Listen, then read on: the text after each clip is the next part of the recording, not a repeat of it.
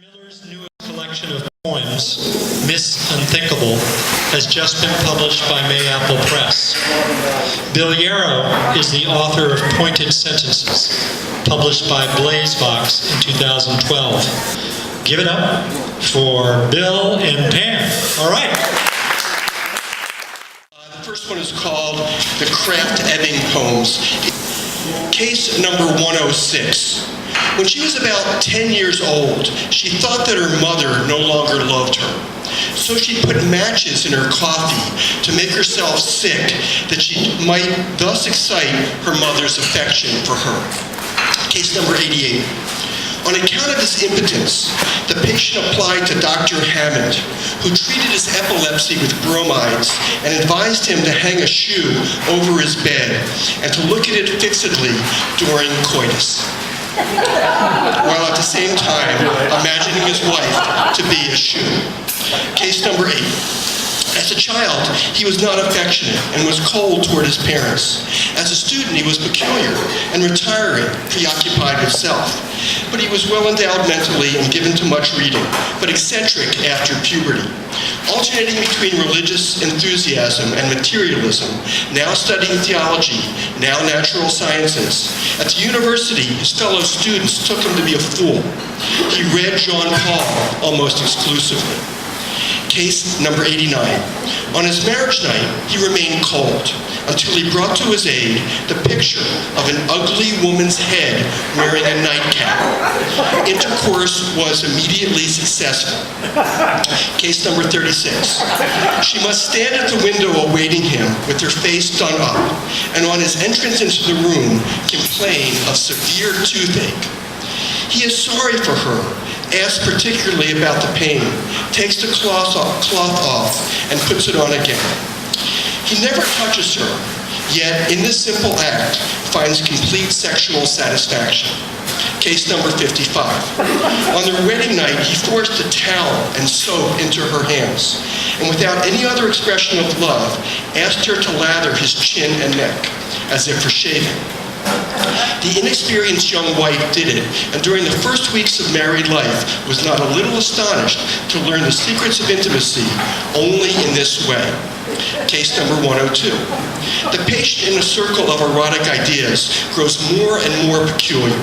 He avoids the society of women, associates with them only for the sake of music, and only when two witnesses are with him. Case number 83. His dreams are filled with aprons.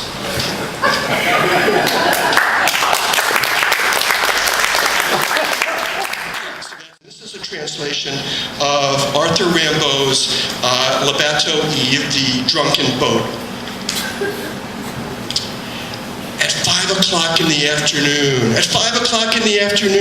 I got on, or boarded to embark, the intoxicated dinghy, the restive, inebriated skiff of last week's dreams with Muskrat, Cockroach, and Richard Parker, the CGI tiger from The Life of Pi, to drift elementally and continentally, infinitely and augustly, past honeymoons and industrial cantilevers, vats of lovers' hats and laundry, through boulevards of bacon bits and coarse catacombs of honey. Who would have thought? I ask you, would you have thought? And what the sky? And what the pockmarked, red-faced, foul-mouthed, slim-hipped sky? What price allegiance? Circular gunfire in Orion's head. What man is planted can break his self-regard. Perfume from an unseen censer. Oh, Jamesy, let me up out of this.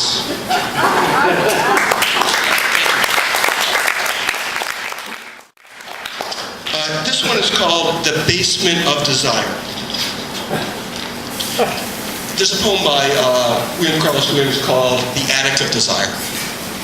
This is a lot different than that. Sooner or later, you realize that all the leftover wood you've been saving, all the scraps of PVC pipe in the utility closet, all the plumbing nuggets you squirreled away, all the used sandpaper, loose roofing nails, railroad spikes, iron filings, copper battery caps, coils of solder, cylinders of tin, carafes of glue, single hinges, tubs of bulbs, nylon cord, bladeless hacksaws, rusted caulk guns, bent nails, blunt screws, broken hammers, brittle gaskets, sleeves of galvanized washers, leftover shims, insulation kits, cans of mineral spirits, screen door hardware, drawers of squeeze nozzles, noxious solvents, the whole haberdashery of plastic pieces, sheathing connectors, and containers is just a metaphor of shifting meaning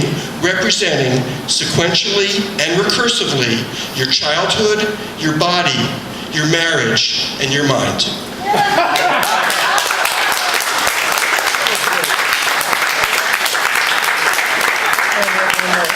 Is he a hard act to follow? Let's see.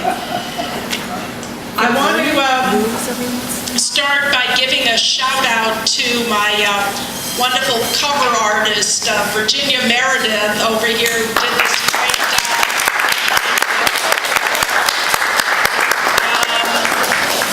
I had sort of planned to have all these explanations of what all these poems are about, but I don't think we have time, so I'm just going to let it rip here. Yeah. This is called In the Midnight Hour. It's that gluey, torpid hour of the night when garbage trucks sleep in the town's pants pocket, and even the cats in heat have cooled down, dozing like spiky dust bunnies beneath a porch of sludgy sky. But here in this vast blue bed, heroic as the bridge on the River Kwai, my lips are a movie on the screen of your hair. They are crazed sailors swarming down the gangway of your chest. They're Pernilla Bowlegs Bjornsson, the champion bronco rider, just off the boat from Göteborg, but heading for Dodge City fast. And who are you, sir, storming my ramparts with your roller coaster hands and your kamikaze hips and your moans like chocolate syrup? Hit me right smack between love's eyes, like a baseball slammed through heaven's picture window, like the flamethrower voice of Wilson Pickett, its coruscating whomp and whammy making midnight last for centuries. As we thunder up the stairs of our desire, and the whole damn Milky Way comes twinkling down to meet us, unspooling before us its endless esplanade of wildly applauding stars. Thank you. And I should have put some sticky notes in this thing. This is one of two alphabet poems in the book. It's called Encyclopedia of the Unseen. A is for Athena, biding her time in Zeus's dome. B is for the black spot lurking in your breast, awaiting the Columbus of your fingers. C is for Joan Crawford in heaven, ensconced in a limousine of clouds. D is for death's job application, filed away in a drawer in our guts. E is for the evaporated hair of elderly water sprites. F is for the Frank family, huddled in the attic of evil. G is for God's twin sister who wandered off at birth. H is for Jimmy Hoffa, barking orders from his bed beneath the turnpike. I was worried. They almost found him last week. I might have to take that out of there. I is for the invisible ink of unsent blackmail letters. J is for Judge Crater. K is for the kabuki dance of souls escaping from bodies. L is for lost Atlantis with its empty streets of salt and its nightclubs where phantoms canoodle. M is for Miss Microscopic America, amoebic beauty queen. N is for nothing. O is for the onions of doubt taking root in the mind's back 40. P is for the Prince of Amnesia, whom no one remembers seeing. Q is for the quiet little room at the top of the tornado's raging staircase. R is for the radiation of Chernobyl, draping its withered limbs across the planet. S is for the smallest aspidistra in the world, sprouting shyly from the head of a pin. T is for the torsos of icebergs. U is for the underwear of ghosts. V is for the very last digit of pi under wraps in a cubbyhole in Chinatown. W is for the welcoming committee in Davy Jones's locker. X is for the x-rays of summer's broken back, discarded in the waste bin of winter. Y was for you when I needed you. Z is for Zeus in the mood for love, biding his thunderous time inside a swan. And, thank you.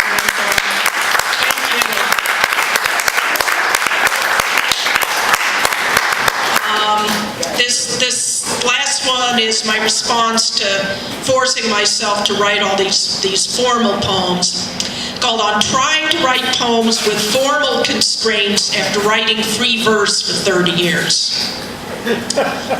I am holding a poem between my knees. It keeps wriggling and squirming, so I clamp it even tighter like a human panini machine. It wants me to let it poke its head out so it can yak, yak, yak, yak, yak. It wants to warble the sextet from Lucia de Lammermoor in the voices of 6 of Disney's 7 dwarfs. It wants to go down to the dairy dip and get an ice cream. Can it please, oh please? It wants to rent a villa on that same old moon-drenched lake where it has dragged me for the past 11 Augusts. But I tell the poem, no, no, no. You must stand on one leg like a stork. I tie it to a hard, bare chair of academic rigor and make it juggle 47 spoons.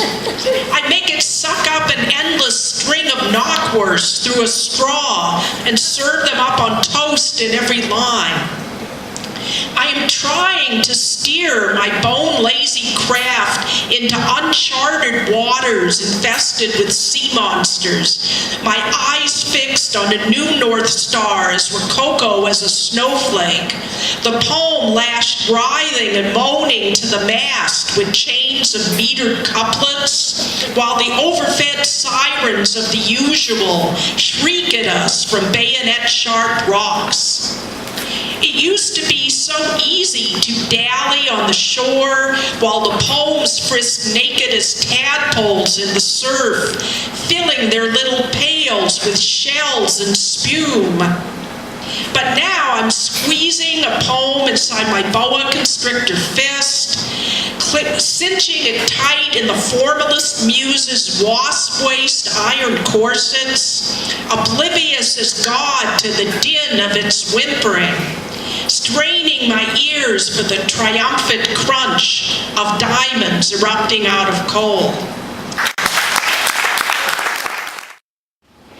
This one is called Rattlesnake Pancakes. I don't usually take bets, but I took this one. Fatso bet me a melamite ring I wouldn't eat a rattlesnake pancake. Normally, I am cautious, but I needed a gift for Emily Beth, and her father, being a minor, she had a thing for melamite. The thing on my plate was, pardon, the color of a dry scab, and it tasted as vile as it looked, but I got one swallow down, and then 20 followed in slow succession. I felt queasy, but Fatso never guessed. When 5 hours later I was still alive, he handed over the ring. I ran to Emily Beth's mom's place on Arapahoe. I found her sitting on a 2-person glider on the wraparound porch. Emily Beth, I got a ring for you. Oh, blister, however did you afford a ring of melamite? That just heats my heart. Maybe so, Emily Beth, but are you tepid enough to wed? A gift is not a liberty, blister. I'll not marry you until Father Life has sucked the selfish out your soul. Selfish? Selfish? I ate snake poison for you. Yeah, but you didn't die, did you? So what's the good of that? It's called Poem for Danny. Sometimes you're camping in Wisconsin, thinking about Melville and wondering what he'd make of Nat King Cole. And sometimes you're on a job in Idaho and you hear the pop of cooking soup, but there's nothing in the microwave. And sometimes you're in Lubbock, in a hotel filled with polished apples and carts of recovered luggage. And sometimes you're in Boca Raton, in the company of salesmen whose wives died of complications. And sometimes you're in Park City, harried as a lariat, lonely as a Cody. And sometimes you're in Park Slope, staring from a convention window at girders so innocent they seem almost botanic. And sometimes, floating in the Gulf of Mexico, you close your eyes and let the water cover them. And then, for a time which seems like mercy, you don't know where you are, or remember where you were, or imagine where you may go.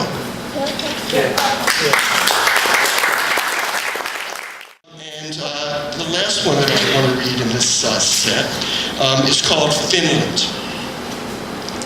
When in doubt, walk around the world. When in doubt, blacken the I's in the dictionary. When in doubt, ask tobacco. When in doubt, hack a tree. When in doubt, preen like Dietrich. When in doubt, pretend to make love. Love. Let us be faithless to one another. Let plate tectonics have the day. Let's drink to BPA and zombify ambition. Let's smoke a pot roast, mainline a mango, snort a mortgage, shoplift a kiss. Let's inculcate. Let's make baptism a sin. She, you're cute in a Gene Sibelius kind of way. He, I'd go out with you, but your Google profile is so unattractive. Thank you.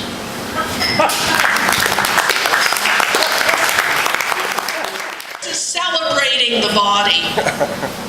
I love my body, though the mirror insists it resembles a sack of flour spilling out of a black satin handbag. I respect my body, its caryatid heft, and its lofty lighthouse head with a zoetrope inside that flickers endless poems across the heavens. I caress my body, its battle-scarred breasts, its mayhem of curves gone kaflooey. I venerate my body with its swirls of white hair that are launch pads for rumbustious comets. I sing my body from the jukebox of my hips that roar the mashed potatoes and whoop the locomotion.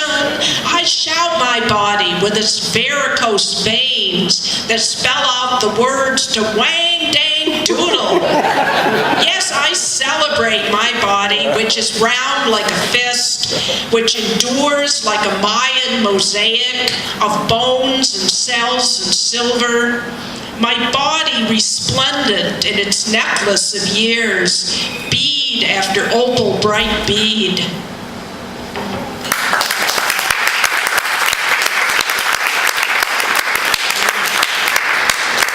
And this is the body through time. The body at birth is a blob of dough jiggling with unbaked promise. The body at 10 is rubbery as a hot dog. At 15, the body mutates and shapeshifts, a skittery kaleidoscope of flesh. At 20, she's part catapult, part ocean. The body at 30 is a riot of roses in a buxom baccarat vase, commanding the lobby of the Ritz Saint-Tropez in an art film about aristocratic knaves. But in the thinning air of the upper decades, when icy blasts run shrieking through the theater, what desperate carpenter symmetry of bones and breath will keep the rattle-trap body standing. As the petals plummet like a Wall Street crash, the crystal degrades into streaky plastic, and the boarded-up Ritz drifts out to sea, trailing ribbons of dingy wallpaper. The body at 50 walks on eggs that may one day hatch into ravenous monsters or roll her flailing down a crumbling gulch to a wasteland under a sputtered out sun, a ghost town of shadowy shapes with long forgotten names. Yet the legs keep pumping, and the lungs keep whooshing, and the brain keeps whirring, and the heart keeps roaring, and God only knows what glorious glue holds the whole heroic thing together as the body marches on, a defiant deer in time's oncoming headlights.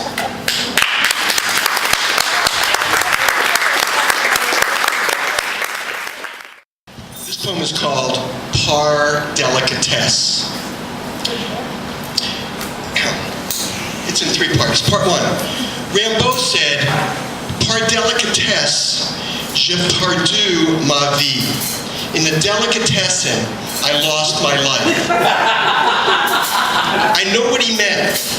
I also have wandered among the smokefish, lean pastrami, marble rye, have stood by the wicked pickle barrel, have stared longingly at the crumbly halva. 2. Dante said one day he found himself in a delicatessen, selva obscura, not knowing which aisle to walk down, not knowing which meat to choose. He too felt he had lost his life. I know what he meant. I too have suffered paralysis and a plethora of possibility. Belly or nova, herring or tongue, chub or sable, kreplach or kishki, kugel or blueberry blintz. 3. Fitzgerald, in the real dark night of the soul, it is always 3 o'clock in the delicatessen. Oh, lost, oh, lost. He lost his compass in the schmaltz. I know what he meant. I've been in the 3 a.m. cream cheese. I've known the hole in the bagel. The potato knish is doughy. My life? A schmear in someone else's appetite. I'm going to read out a few poems from my book, Pointed Sentences, and there are some copies if you're interested afterwards. And this is called She Waited for Him. Station after station, she waited for him and he waited for her. That was part of the problem, misalignment. But neither understood the geography required for connection, how locus expands, how the Atlantic Ocean becomes Texas. When he held her, he thought of Racine. And when she held him, she thought of Cheyenne. Of course, there was nothing in between, except for love. But what is love? Perfume worn by saints. So they stalked cathedrals for the odor, breathed in sandalwood, candles, holiness, mold. And when their noses were full, they took that to mean that they had found it. We all want to believe we found love, but what smells like love may not be love at all. That's the cross. It may be just worship.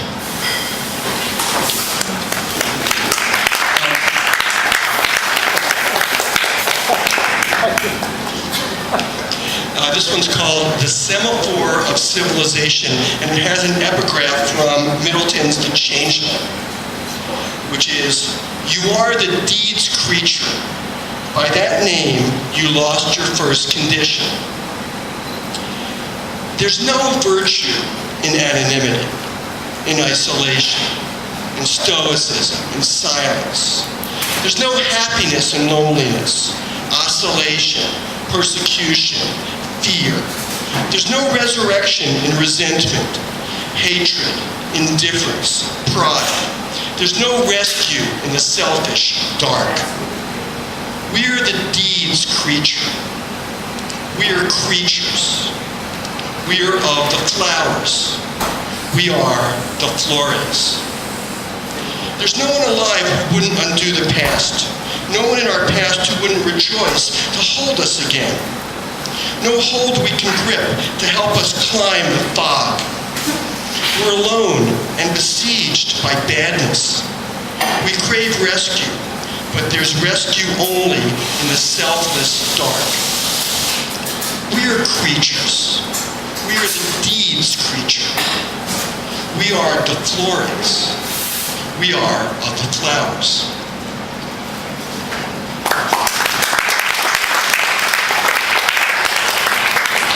This is called Crenshaw on a Boat. We were floating in the chain of lakes, eating Rice Krispies out of a bucket. The sun is a soft lozenge medicating a bright red sky. Water skiers hold on to their slackening ropes like love itself.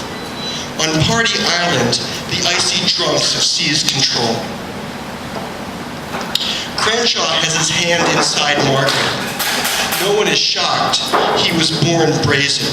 But when he starts in on the Jews, Arnie gets mad and pushes him over the side. We let him tread water, then swing around to pick him up. Justice? No. Margaret wants him back. Thank you. Yeah.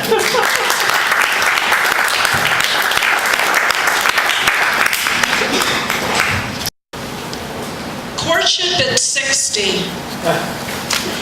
Once a year, like a birthday telegram, the ghost bus glides to your door, filled with the same silent passengers and driver. You have to take a little spin downtown to see how you like it.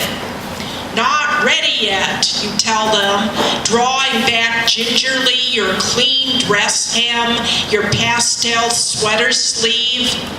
The ghosts, their flat gray bodies, drab, flat paper doll heads, their smell like mildewed laundry. No, you're not ready to join them. There's still one more carnelian ball gown to buy, one more frantic French movie to see, one more man with a rich taste like fruitcake to hold in your arms for a few more years. But every year the bus is back again. They make you take another little ride downtown to see if you like it any better. And one ghost has taken a fancy to you.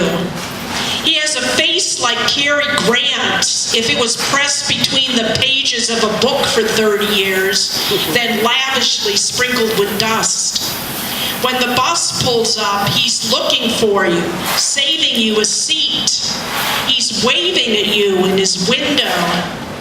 His arms are crammed with presents, a bouquet of bag-wormed flowers, a carafe of sparkling formaldehyde, a box of bonbons with putrefied centers, just for you. You blithely resolve to stay in the house. You devote all your time to combing your hair, the motions more arty and complex each day. But the bus keeps gliding up, right on time, waiting outside your door as patiently as Pegasus. The shadowy riders inside never move, though their edges flap softly in the breeze now and then. And your one admirer ghost is faithfully there, beaming, patting the empty seat beside him. He's had its upholstery changed. It's now your favorite color. It's embroidered with your initials in Gothic, gangrenous black. He's looking more like a movie star all the time, a roguish twinkle peeking through his cobwebbed smile. He's wearing a new cologne, strange and loamy. He knows someday you'll be dying to meet him.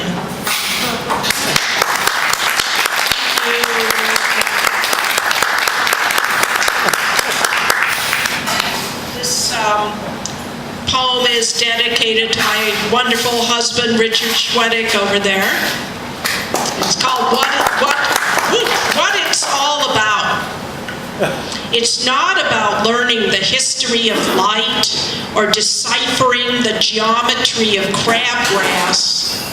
It's not about the moon washing her shy lingerie or hiding her pockmarked face behind a veil of clouds. It's certainly not about the antlers of regret sprouting stealthily from our foreheads while we sleep. Nor is it a question of the black grains of doom that speckle the president's heart like a ghastly strawberry. It's the way you sashay into my days like a boisterous New Orleans brass band, turning my spine to lightning and my brain to tiramisu.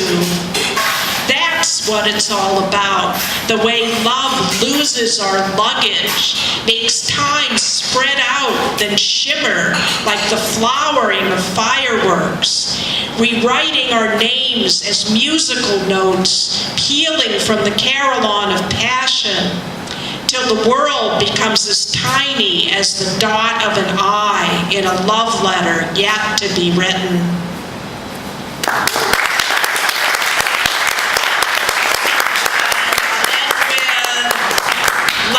Request.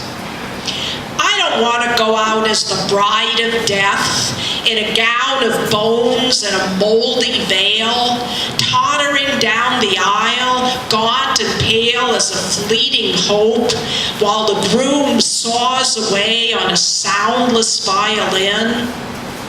Let me clear out in a cacophony of color like a Dia de los Muertos figurine, my skull encrusted with glitter, gilded eye pits twinkling, orange marigolds heaped at my feet, my coffin strewn with bananas and limes, as I jitterbug with death in some roadhouse dive, a cigar in his hand, a bottle in mine, on an altar ablaze with a million candles, their gaudy flames a vivid din of cheers. Thanks a lot.